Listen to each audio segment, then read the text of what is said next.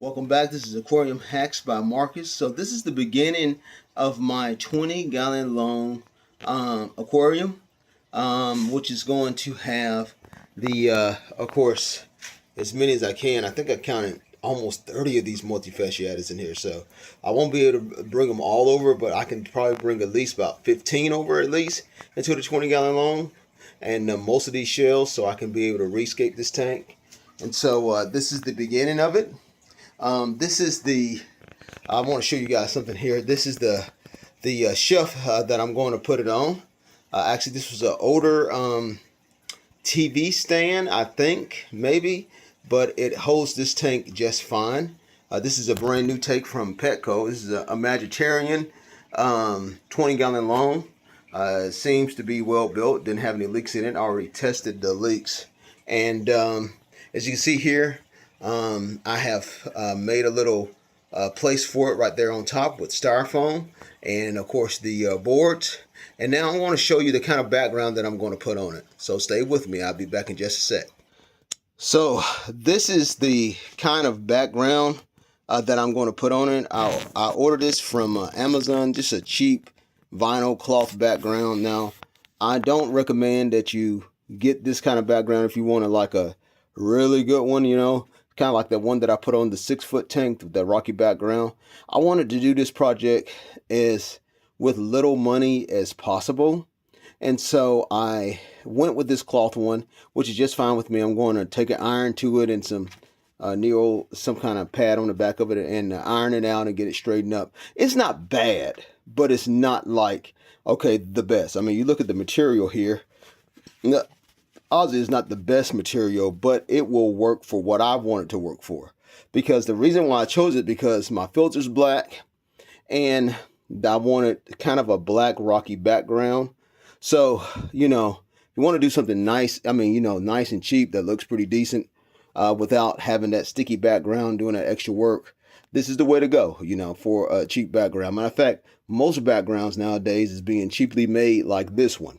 But when I get done with it, straighten out, I think it will probably work quite well once it's on the tank. So I just want to show you guys some of the process that's going on and to getting this tank done. The next part will be me having it, putting this background on. I've got some different kind of gravel ordered for it, and I'll let you guys know what that is on there and how much I paid for it, because each of my tanks, I want them to be unique to themselves. So each tank has to have a different substrate, a different background, because I want each tank to be unique to itself. That's the way I like to do it. So until next time, hey guys, keep on hacking. Here I am back again, just combining some videos together. I did want to show you guys what this background looked like on this 20-gallon long. So this is what it looks like for now. In this video here, this is the substrate that I'm going to be using. This substrate is actually a Carib Sea cichlid mix. Ivory Coast is what it's supposed to be. And I only paid, shipped to me from Chewy, only about $21. So that wasn't too bad. And this is what it is right here. There's that Ivory Coast. Oh, let's see. This is what it looks like. Cichlid mix, Ivory Coast. So that's really good stuff for your cichlids, and that's going to work really good for my tank. And so I have, so there it is. Now I have decided to, because I'm going to use two 20-gallon tanks for these shell dwellers. So I decided to use my quarantine 20-gallon tank for more shellies. I'm just going to get them all out of the main tank and put two sets, one in this 20-gallon standard and one in the 20-gallon long.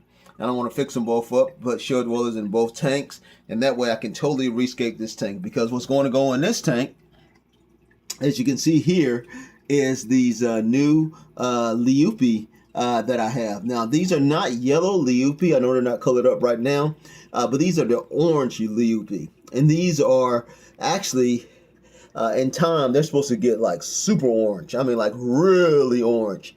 At least I hope so.